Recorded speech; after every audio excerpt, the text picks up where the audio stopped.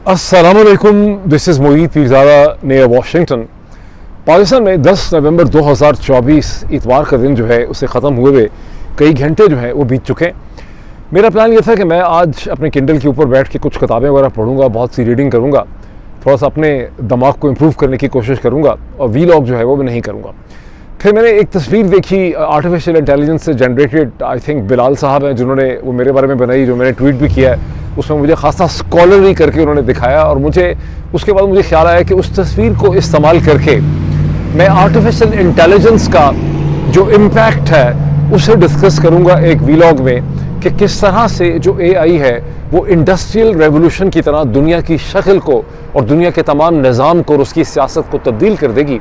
और वो तमाम इकाइयाँ, entities, corporate entities, companies, businesses, रियासतें और ग्रुप और शख्स जो है जो अपने अपने काम के अंदर एआई को या आर्टिफिशियल इंटेलिजेंस को इस्तेमाल नहीं कर सकेंगे, वो किस तरह से पीछे रह जाएंगे। जिस तरह से जब इंडस्ट्रियल रेवोल्यूशन यूरोप में आ गया 19वीं सदी में, तो बाकी तमाम जो नॉन यूरोपियन, गैर यूरोपीय ममालिक थे या कौमें थीं, वो उनको यूरोपियंस ने उन्हें कैद कर लिया, उन्हें ग़ुलाम बना लिया। तो मैं उसके हवाले से बात करना चाहता था कि इसकी इम्प्लीकेशंस क्या हैं। लेकिन साथ साथ चूँकि मैं चीज़ें देख भी रहा था तो फिर मैंने डॉक्टर शहबाज गिल का एक मैंने वीलॉग देखा, बहुत ही इंटरेस्टिंग वीलॉग था, जिसमें उन्होंने बात की कि कैसे CNN की एक स्टोरी है कि डोनाल्ड ट्रंप के ख़िलाफ़ अमरीकी फ़ौज जो है वो बगावत भी कर सकती है। अमरीकी फ़ौज में और पेंटागन में बड़ी नाराज़गी पाई जाती है और वाकई इसमें CNN में बहुत डिटेल से ये स्टोरी छपी और उसके बाद देखा देखी अमेरिका के बहुत से और ज़राए अबलाग में भी पेंटागन के अंदर होने वाली ये जो डिस्कशंस हैं अमेरिका के वजारत दिफा के अंदर, कि अगर डोनाल्ड ट्रंप जो है इस किस्म के अहकामात देते हैं तो हमें उन्हें मानना होगा या नहीं मानना होगा और उनको रेजिस्ट करने का हमें क्या तरीका होगा, ऐसी डिस्कशन हुई है।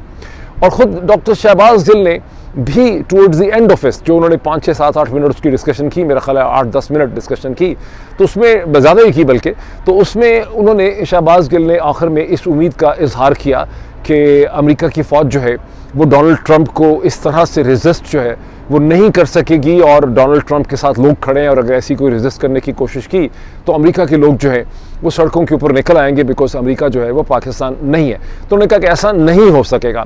ताहम जब मैंने उनका वो वीलॉग देखा डॉक्टर शहबाज गिल साहब का, जिनके साथ मेरी अक्सर बातचीत भी होती रहती है, but I have several points of disagreements with him on this issue, और मैंने फिर वो सारी स्टोरीज भी देखी, तो मैंने ये ज़रूरी समझा कि मैं थोड़ी सी इसकी क्लैरिफिकेशन दे दूं, बिकॉज फ़ौज का जो इदारा है दुनिया भर में कहीं पर भी, उसको पाकिस्तान में बैठे हुए बहुत बड़ी तादाद में लोग, अमेरिका में नहीं, अमेरिका में नॉर्थ अमेरिकन जो पाकिस्तानी हैं, ख़ास करके जो यहाँ पे कम से कम 5-10 साल से रह रहे हैं, उनकी अंडरस्टैंडिंग बिल्कुल डिफरेंट है। लेकिन पाकिस्तान के अंदर लोग फ़ौज को एक ख़ास नज़र से देखते हैं, ख़ास लेंस से देखते हैं। तो उनके जहन में इस तरह से आता है कि जैसे अमरीकी फ़ौज भी जो है वो डोनाल्ड ट्रंप के ख़िलाफ़ कोई बगावत कर सकती है या ओवर पावर कर सकती है या उसको रेजिस्ट कर सकती है। और मैं आपको ये एक्सप्लेन करना चाहता हूँ कि इस किस्म का कोई इम्कान जो है 1% भी यहाँ पर नहीं पाया जाता और उसकी कुछ बड़ी बुनियादी किस्म की वजूहात हैं। लेकिन पहले हमें ये देखना चाहिए कि असल में इशू है क्या, जिसकी बहस पेंटागन के अंदर हुई है। जो है फ़ौज के अंदर जो डिस्कशन फ़ौज की तो हुई नहीं है, क्योंकि महकमा जो डिपार्टमेंट ऑफ डिफेंस के टॉप के लेवल के ऊपर पेंटागन में जो डिस्कशन हुई है और जिसको CNN ने कोट किया है और ज़्यादा प्ले भी किया है उसके साथ CNN ने। ज़ाहिर है कि CNN और प्रो डेमोक्रेटिक लीनिंग जो मीडिया है, चूँकि वो डोनाल्ड ट्रंप से शदीद नफरत करते हैं, खार खाते हैं, चूँकि उनका जो एक वर्ल्ड व्यू है और डोनाल्ड ट्रंप का जो वर्ल्ड व्यू है, ना सिर्फ अमेरिका की अंदरून सियासत डोमेस्टिक पॉलिटिक्स में बल्कि दुनिया भर के हवाले से उसमें बहुत ज़्यादा फ़र्क है। तो वो ज़ाहिर है उसका उससे ज़्यादा फ़ायदा भी उठाने की कोशिश कर रहे हैं। लेकिन जो एक्चुअल चीज़ है इन बिटवीन द लाइन्स वो है क्या? बुनियादी तौर पे डोनाल्ड ट्रंप मुसलसल ये कह रहे हैं through out the presidential campaign, और पिछले एक हफ्ते में उन्होंने ज़्यादा ज़ोर दे के ये कहा है कि वो अमेरिका की आर्मी को अगर ज़रूरत पड़ी तो अमेरिका की सड़कों पे या अमेरिका के बॉर्डर्स पे बहुत फोर्सफुली इस्तेमाल करेंगे। किस चीज़ के लिए इस्तेमाल करेंगे? मैक्सिको कनाडा से लड़ने के लिए नहीं, बल्कि जो इलीगल इमिग्रेशन अमेरिका के अंदर हो रही है। और ये एक बहुत इंपॉर्टेंट चीज़ है समझने के लिए कि डेमोक्रेटिक जो एडमिनिस्ट्रेशन थी प्रेसिडेंट बाइडन की, उसने अमेरिका का बॉर्डर मैक्सिको का इस तरह से खुला छोड़ दिया, जो इतनी बड़ी एक मिसमैनेजमेंट थी कि एक एक दिन में मैं देख रहा था कि दिसंबर 2000 मेरा ख्याल है 22 में या 23 में, किसी मैंने एक फिगर देखी, मुझे एग्जैक्ट डेट याद नहीं है, कि एक दिन के अंदर 22,000 लोगों ने इलीगली तौर पे बगैर डॉक्यूमेंटेशन के मेक्सिको के बॉर्डर से अमेरिका के अंदर क्रॉसिंग किया। और ये लोग जब अमेरिका के अंदर आ जाते हैं तो फिर उनको आप बाहर निकाल नहीं सकते, और अब वो अमेरिका के तमाम शहरों में इलीगल इमिग्रेंट्स, और ये तकरीबन 160 ममालिक के इलीगल इमिग्रेंट्स हैं। डोनाल्ड ट्रंप इसके हवाले से मसलसल दुहाई दे रहे हैं, रिपब्लिकन भी दुहाई दे रहे हैं और भी बहुत से लोग जो है वो दुहाई दे रहे हैं। फिर ऊपर से न्यूयॉर्क के मेयर जो थे उन्होंने कह दिया कि हम इनको पनाह देंगे। तो अमेरिका के बहुत से शहरों के अंदर ना सिर्फ ये कि इलीगल इमिग्रेंट्स मौजूद हैं, बल्कि उनको पनाह देने के लिए उनका खर्चा भी जो है वो किया जा रहा है। और ये जो 160 ममालिक हैं, इसमें बहुत बड़ी तादाद में हिंदुस्तानी भी हैं, इसमें पाकिस्तानी बड़े कम है, लेकिन इसमें पूरी दुनिया के लोग हैं, लातीनी अमेरिका के लोग हैं, इसमें हिंदुस्तानी भी हैं। अब डोनाल्ड ट्रंप की पोजीशन ये है कि ये एक इन्वेजन है, ये एक कब्जा हो रहा है अमेरिका के ऊपर। अच्छा, ये जो लफ्ज़ इन्वेजन भी है, ये भी कोई बहुत तारीख के अतबार से गलत नहीं है। माजी में जब भी कहीं बहुत बड़ी तादाद में माइग्रेशन होती है तो एक तरह से माइग्रेंट जो है जब नकल मकानी करके आते हैं किसी मुल्क में, तो वो उस मुल्क की तहजीब, उसके कल्चर के ऊपर कब्जा कर लेते हैं। तो डोनाल्ड ट्रंप का भी पॉइंट बिल्कुल सही है। डेमोक्रेट्स ने ये बहुत बड़ा एक यबड़ी मारी, एक बहुत बड़ा उनका ब्लंडर उन्होंने किया है, जिसकी नतीजे में, और ये लीगल इमिग्रेशन की बात नहीं हो रही जो किसी लीगल प्रोसेस से पढ़ने के लिए आए हैं या ग्रीन कार्ड के जरिए आए हैं या उनको स्पॉन्सर किया गया है। ये खुल्लम खुल्ला वो लोग हैं जो बगैर किसी कागज़ के उन्होंने बॉर्डर क्रॉस किया है, ख़तरा लिया है और गिरते पड़ते अमेरिका के अंदर दाखिल हो गए। अब डोनाल्ड ट्रंप का कहना यह है कि मुझे अगर ज़रूरत पड़ती है मैं नेशनल गार्ड्स इस्तेमाल करूंगा, लेकिन मैं इनके खिलाफ फ़ौज भी इस्तेमाल कर सकता हूं। अच्छा, बात इधर तक ही उन्होंने नहीं की। उन्होंने कहा कि चूंकि ये पूरे अमेरिका के शहरों में फैले हुए हैं, न्यूयॉर्क में, मुख्तलिफ स्टेट्स के अंदर हैं, तो इनको निकालने के लिए, इनको ज़बरदस्ती अमेरिका से डिपोर्ट करने के लिए मैं अफवाज अमेरिका की, अमेरिकन मिलिट्री और आर्मी को मैं इस्तेमाल कर सकता हूँ। इन अदर वर्ड्स के आर्मी के अंदर जो स्ट्रक्चरल पावर है, जो कैपेसिटी है लॉजिस्टिक कम्युनिकेशन और कोऑर्डिनेशन की, आर्मी के पास हज़ारों हेलीकॉप्टर्स हैं, उसके पास जहाज़ हैं, ट्रांसपोर्ट इक्विपमेंट है, जो नेशनल गार्ड्स के पास नहीं है। वैसे अमेरिका की नेशनल गार्ड भी एक पूरी फ़ौज ही है, उसके पास भी बहुत कुछ है। अक्सर ममालिक की फ़ौज से ज़्यादा तो अमेरिका की नेशनल गार्ड ही ज़्यादा वेल इक्विप्ड है। लेकिन उन्होंने इस तरह की बातें की। ये वो बातें हैं जिससे अमेरिका की पॉलिटिकल क्लास के अंदर और अमेरिका की जो मिलिट्री लीडरशिप है उनके अंदर एक खौफ व हरास पाया जाता है। वो ये समझते हैं कि डोनाल्ड ट्रंप चूँकि वक्री किस्म का है, उसका जहन ये अजीबोगरीब किस्म का है, ये इस किस्म की चीज़ जो है कहीं करना ना शुरू कर दे। तो इसकी जो रिएक्शन हो रहा है अमेरिका के डिपार्टमेंट ऑफ डिफेंस और पेंटागन में, वो उस रिएक्शन और रद्द अमल से यकसर मुख्तलिफ है जिस अंदाज में पाकिस्तान में इसको परसीव किया जा सकता है। पाकिस्तान में फ़ौज को देखा जाता है कि फ़ौज एक ऐसा ताकतवर इदारा है जिसके पास टैंक, तोप, हथियार हैं और वो किसी भी वक्त एक सिविलियन गवर्नमेंट के सिस्टम को ओवर पावर कर सकता है।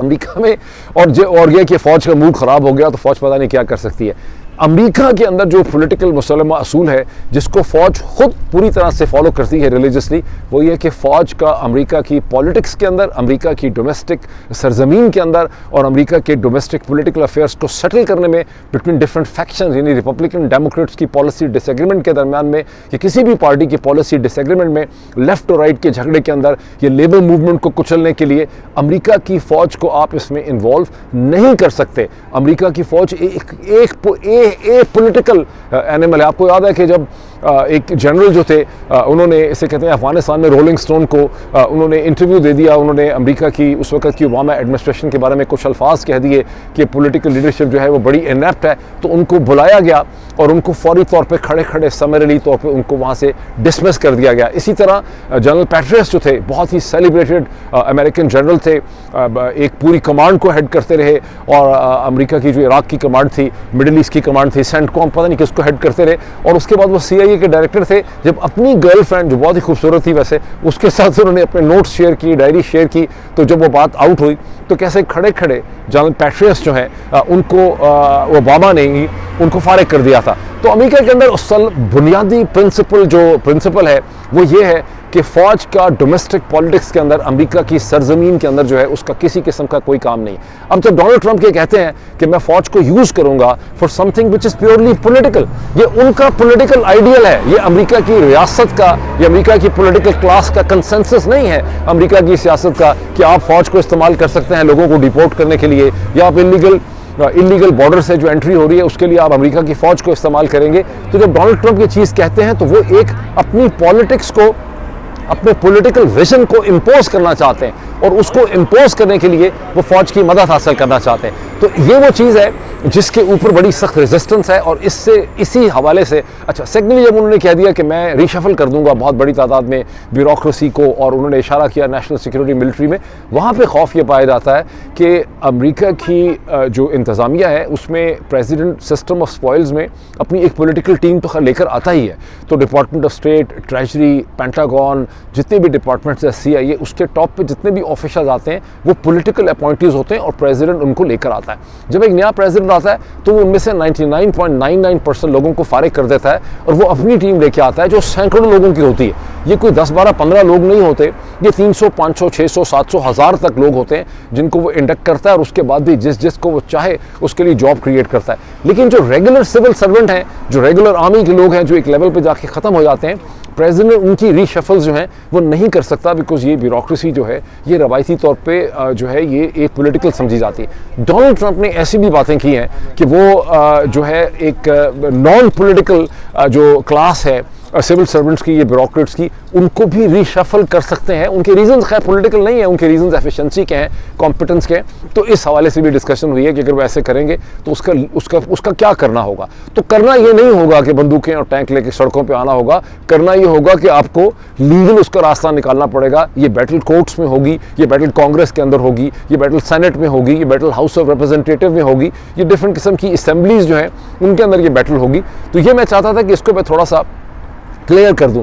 अच्छा, एक दो मैं चीज़ें और इसमें क्लियर करना चाहता हूं कि डोनाल्ड ट्रंप तो खैर बहुत पॉपुलर है, मतलब इस हद तक डॉक्टर शहबाज गिल बिल्कुल सही कहते हैं कि चूँकि डोनाल्ड ट्रंप के ख़िलाफ़ एक बहुत ही मैसिव प्रोपेगेंडा किया गया है थ्रू डेमोक्रेटिकली कंट्रोल्ड प्रेस, क्योंकि जितना भी प्रेस है वो डेमोक्रेटिक लीनिंग है, जितना भी इन्फ्लुएंशियल प्रेस है।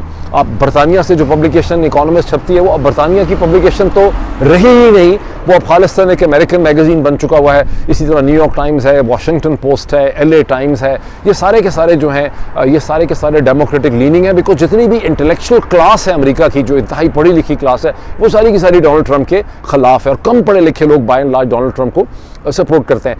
तो ये चूँकि इसको प्रेजेंट उन्होंने इस तरह से कर दिया है, तो चूँकि ये सारी क्लास जो है ये एंटी ट्रंप है, ये इसको प्रेजेंट ऐसे कर रहे हैं जैसे डोनाल्ड ट्रंप की कोई ज़ाती पॉलिटिक्स इस किस्म की है। पॉलिटिक्स उसकी ज़रूर है, लेकिन ये उस तरह से उसकी ज़ाती पॉलिटिक्स नहीं है जिसमें वो फ़ौज को इस्तेमाल या पोलिटिसाइज करना चाहता है, जिस तरह से तरक्की पजीर पाकिस्तान की तरह के ममालिक में होता है। फॉर इंस्टेंस मैं एक एग्जांपल आपको देता हूँ। नवाज शरीफ साहब ने थ्रू आउट 90s से ये कोशिश की कि फ़ौज के अंदर जो स्ट्रक्चरल पावर है, उसके अंदर जो पॉलिटिकल पावर है, मैं उसको कैप्चर कर लूँ, मैं अपनी मर्ज़ी का चीफ लगाऊँ, अपनी मर्ज़ी के जनरल लगाऊँ, उनको ऊपर नीचे करूँ, ताकि फ़ौज जिस तरह से पुलिस की ताकत है, जिस तरह पंजाब पुलिस की एक ताकत है और जो जिसकी एक रेपुटेशन ख़राब हो चुकी भी है, तो लोग पंजाब पुलिस आज गाली बन चुकी है।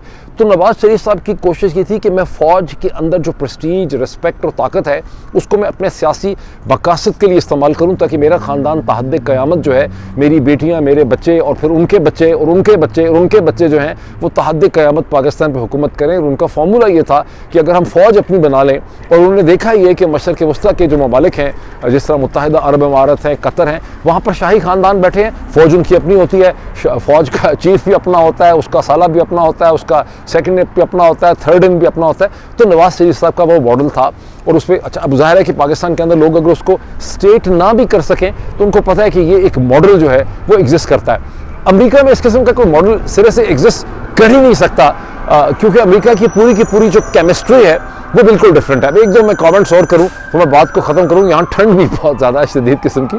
देखिए, अमेरिका की फ़ौज एक कॉलोनियल फ़ौज नहीं है।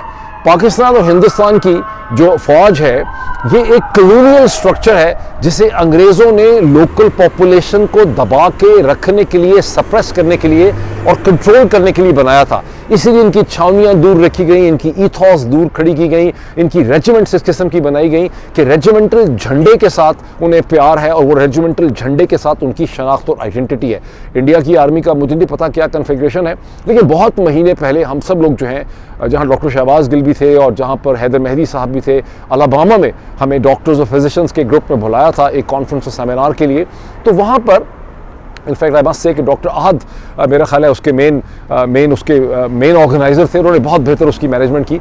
वहाँ पर मुख्तलिफ जगहों के ऊपर भी डिस्कशंस होती रहीं। तो एक डॉक्टर साहब जो साइकाइट्रिस्ट हैं, उनके घर के ऊपर जब एक डिस्कशन हो रही थी तो हैदर मेहदी साहब ने वहाँ पर एक एनालिसिस बहुत इंटरेस्टिंग पेश किया। उन्होंने कहा कि पाकिस्तान की फ़ौज जो है उसके अंदर जो यूनिट खड़ी की अंग्रेज़ों ने, उसको उसके झंडे के साथ उसकी आइडेंटिटी शनाख्त दी, उसकी कौमी शनाख्ती नहीं है। जो रेजिमेंट और यूनिट है उसकी एक ऑल पाकिस्तान आइडेंटिटी एग्जिस्ट नहीं करती। अमेरिकन फौज जो है वो स्टार्स एंड स्ट्राइप के खड़ी हुई है। ये अमेरिकन फौज जो है ये एंटी कॉलोनियल फौज है। ये वो फौज है और ये वो ट्रेडिशन है जिसने बरतानवी साम्राज्य के खिलाफ जिस फौज ने जंग लड़ी, ये वो जंग है। पाकिस्तान और हिंदुस्तान ने, ये वो फौज है। तो पाकिस्तान हिंदुस्तान ने जो फौज इनहेरिट की वो बुनियादी तौर पे एक पॉलिटिकल एनिमल था जिसको खड़ा किया गया लोगों के खिलाफ। हिंदुस्तान में चूंकि पॉलिटिक्स कांग्रेस की बहुत रोबस्ट थी, इसलिए उन्होंने उसको पॉलिटिक्स से अलग रखा और आहिस्ता आहिस्ता उसको एक नेशनल इंस्टीट्यूशन में बदल दिया। पाकिस्तान में ऑन दी अदर हैंड फौज जो है वो कभी भी हिंदुस्तान की तरह एक नेशनल इंस्टीट्यूशन ना बन सकी और अमेरिका की फौज से उसकी केमिस्ट्री बड़ी डिफरेंट है। वहाँ फौज एक अपनी तीर पर एक पॉलिटिकल एनिमल ऐसा बन गई है जिसके अंदर नेशनल आइडेंटिटी अमेरिकन फौज की तरह की नेशनल आइडेंटिटी नहीं है। उसकी अपनी एक शनाख्त और आइडेंटिटी है कि हम फौज हैं। एक मैं चंद दिन पहले एक इंटरव्यू देख रहा था, कोई हिंदुस्तानी आर्मी ऑफिसर जो है उन्होंने किसी हिंदुस्तानी वीलॉगर को एक इंटरव्यू दिया। उन्होंने कहा कि जब वो पता नहीं अमेरिका में किसी ट्रेनिंग में थे तो उन्होंने बड़ी इंटरेस्टिंग चीज़ देखी कि जब वहाँ पे इंट्रोडक्शन किया, इंडियन ऑफिसर्स अपना इंट्रोडक्शन करते हैं तो उनसे पूछते हैं कि भाई आप कहाँ से हैं कर्नल साहब या ब्रिगेडियर साहब, तो इंडियन कर्नल बहुत he would say I am from India. तो पाकिस्तानी आर्मी ऑफिसर्स जो है वो ये नहीं कहते आई एम फ्रॉम पाकिस्तान, वो कहते हैं I am from Pakistan army. छोटी सी बात है, आई एम श्योर कि जिन कर्नल साहिबान ने ये बोला होगा, ये बोलते हैं वो बरतानिया में कहीं पर भी फ्रांस में, उन्होंने कभी ये सोचा नहीं होगा कि इसकी इंप्लीकेशंस क्या है। लेकिन इसकी इंप्लीकेशंस ये है कि उनकी पहली शनाख्त जो है उनको ये दिया गया है रेजिमेंट से, ये PMA से, कि उनकी जो फर्स्ट आइडेंटिटी है वो पाकिस्तान आर्मी बन चुकी है। उनकी फर्स्ट आइडेंटिटी पाकिस्तान नहीं है। बजाय इसके कि वो ये कहें कि I am from Pakistan sir, वो ये कहते हैं I am from Pakistan army. तो हालांकि ये बिल्कुल अनकॉन्शियस है, उन्होंने सोचा बनी। तो ये बहुत ज़्यादा फ़र्क है। मैं एक और चीज़ आपको बताता हूँ फिर मैं बात ख़त्म कर देता हूँ। मैं चंद दिन पहले मैं गया, मैं सिर्फ एक वीलॉग करने के लिए मैं स्पेशली गया गेटिसबर्ग में।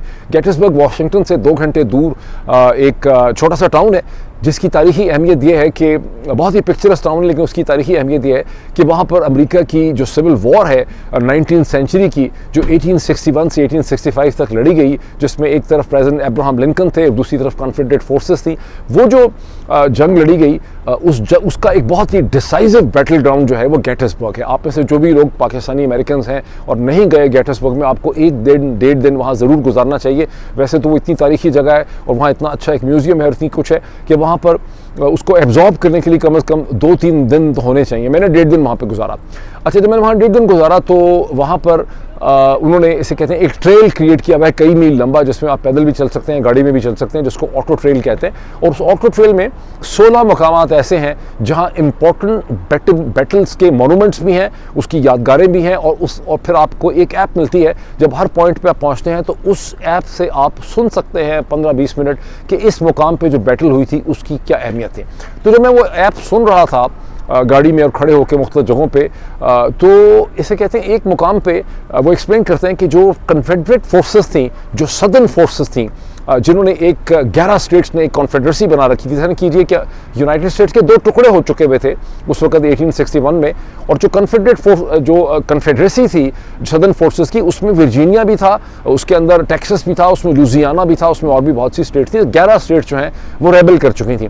और उन 11 स्टेट्स के पास एक ऐसा वो जो पहले जंग शुरू हुई 1861 से 1862 और 2.5 साल जंग हुई, उसमें जो कन्फेडरेट फोर्सेस थी, हालांकि उनके रिसोर्सेज कम थे, उनके पास पॉपुलेशन कम थी, लेकिन वो जो कन्फेडरेट फोर्सेस थी उन्होंने मुसलसल वर्जीनिया के अंदर जो यूनाइटेड स्टेट्स की फोर्सेस थी, जो नॉर्दर्न फोर्सेस थी, जिनको यूनियन फोर्सेस कहते हैं, जिसको आर्मी ऑफ पोटामेक कहते हैं, उसको उन्होंने रिपीटेडली शिकस्त दी। बिकॉज उनका जो सुप्रीम कमांडर जनरल था, जनरल रॉबर्ट ली जो है, वो बहुत ही ज़बरदस्त मिलिट्री स्ट्रैटेजिस्ट था। तो जनरल रॉबर्ट ली जो है, एक ऐसी स्टेज आती है कि जनरल रॉबर्ट ली ये फैसला करता है कि मुझे अब वर्जीनिया से निकल के, उससे पहले पूरे 2 साल स्टेट ऑफ वर्जीनिया में ही लड़ाई होती है। ये मैं भी पाकिस्तान पे आता हूँ आपको बताने के लिए इसकी इंपॉर्टेंस क्या है। तो आपको हिस्टोरियन ये बताता है कि जनरल ली जो है वो ये डिसाइड करता है 1863 के शुरू में कि मुझे पेंसिल्वेनिया के ऊपर हमला आवर होना चाहिए और मुझे वॉशिंगटन की तरफ मार्च करना चाहिए, क्योंकि मैं शिकस्त तो दे रहा हूं आर्मी ऑफ पोटोमैक को, नॉर्दर्न फोर्सेस को, लेकिन इसका कोई डिसाइसिव हल नहीं निकल रहा और हम कन्फेडरेसी की लेजिटिमेसी हासिल नहीं कर पा रहे। कन्फेडरेसी ने कभी नहीं सोचा था कि वो यूनाइटेड स्टेट्स की पावर को डिफीट कर सकेंगे। नॉर्दर्न, क्योंकि नॉर्दर्न स्टेट्स ज़्यादा थी, पॉपुलेशन बहुत ज़्यादा थी, इंडस्ट्रियलाइज था, south by and large agriculture था। लेकिन उन्होंने कहा कि मैं एक डिसाइसिव डिफीट अगर वॉशिंगटन के करीब पेंसिल्वेनिया की स्टेट के अंदर मैं गेटिसबर्ग के पॉइंट के ऊपर या इसके आगे पीछे कहीं पर मैं यूनियन फोर्सेस को देता हूं, तो उसका नतीजा क्या निकलेगा? उसके नतीजे ये निकलेगा कि 1864 के अंदर जो इलेक्शन होना है, 1865 में जो इलेक्शन होना है, उस इलेक्शन में नॉर्थ के लोग जिनको नुकसान होगा और जो ह्यूमिलिएट हो चुके होंगे, दिल बर्दाश्ता होंगे, वो प्रेसिडेंट अब्राहम लिंकन को रिजेक्ट कर देंगे। अच्छा, अब ये बात आप सुनते हैं, आप में से बहुत से लोग हो सकते हैं ये सुने, उनके ज़हन में अगला क्वेश्चन ही न पैदा करे, ठाक करके मेरे माइंड में उठा कि सिविल वॉर हो रही है, 11 स्टेट्स जो हैं वो रेबेल कर चुकी हैं, लाखों लोग मर चुके हैं। ये अमेरिकन लाइफ की, अमेरिकन जो पॉलिटिकल लाइफ है पिछले 250 बरस की अमेरिका की स्टेट की, उसकी सबसे ज़्यादा तारीख चैप्टर है। उन 4 बरस में तकरीबन 250,000 लोग जो हैं वो मर गए, मारे गए, मतलब इतने लोग हलाक हुए। तो ये ब्लडीएस्ट कॉन्फ्लिक्ट है। ये कितना ब्लडी कॉन्फ्लिक्ट है इसका अंदाज़ा आप इस चीज़ से लगा सकते हैं कि अमेरिका ने 4 मिलियन सोल्जर्स को भेजा सेकेंड वर्ल्ड वॉर में लड़ने के लिए और उसमें से 4 लाख लोग जो हैं उनकी डेथ्स हुई हैं सेकेंड वर्ल्ड वॉर में। लेकिन 19वीं सेंचुरी के सिविल कॉन्फ्लिक्ट में 250,000 अमेरिकन बेसिकली डाइड। तो इतना ब्लडी कॉन्फ्लिक्ट हो रहा है, 11 रियासतें जो हैं वो रेबेल कर चुकी हैं, लेकिन किसी ने ये सोचा नहीं है कि मार्शल लॉ लग सकता है, किसी ने ये सोचा नहीं है आर्मी लड़ रही है। हमारे यहाँ तो कॉन्सेप्ट भी है ना कि फौज को कराची के लिए इन्वॉल्व कर लेंगे। मैं नवाज शरीफ साहब की टीम के साथ कराची गया तो रास्ते में टॉप सिविल सर्वेंट कहने लगे खतरा ये है कि कराची में फौज को बुलाएंगे, चीज़ों को मैनेज करने के लिए रेंजर्स को इन्वॉल्व करेंगे, पूरे मुल्क के ऊपर कब्जा कर लेंगे, वहाँ ये खौफ पाया जाता है। तो यहाँ पर 11 रियासतें रेबेल कर चुकी हैं, लाखों लोग मर चुके हैं, ब्लड बाथ हो रहा है वॉशिंगटन के करीब। वॉशिंगटन से कितना दूर है वर्जीनिया? पाकिस्तानी अमेरिकन कम्युनिटी नाप सकती है, 2 घंटा दूर है वॉशिंगटन से वर्जीनिया। तो वर्जीनिया के अंदर मुसलसल लड़ाई हो रही है वॉशिंगटन के सर्वाइवल के लिए, पेंसिल्वेनिया में लड़ाई हो रही है, लेकिन किसी जनरल को की ख्याल नहीं आया। और जनरल बदल रहा है, प्रेसिडेंट जाता है, जनरल्स को फायर कर देता है, उनको चेंज कर देता है, लेकिन किसी जनरल के जहन में ये बात नहीं आई कि हम भी जनाब जूलियस सीजर की तरह फौज लेके जाएं, रिवर पोटोमैक को क्रॉस करें और जाके वॉशिंगटन के ऊपर कब्जा कर लें। तो अमेरिका की केमिस्ट्री जो है पॉलिटिकल, वो पाकिस्तान जैसे मुल्कों की केमिस्ट्री से बिल्कुल जो है मुख्तलिफ है। अब ज़ाहिर है पाकिस्तान के हवाले से बहुत से इशूज़ हैं, मैं बाद में कुछ घंटों के बाद उसके हवाले से बात करूँगा। अभी इतना ही, फिर आपसे मुलाकात होती है। Thank you.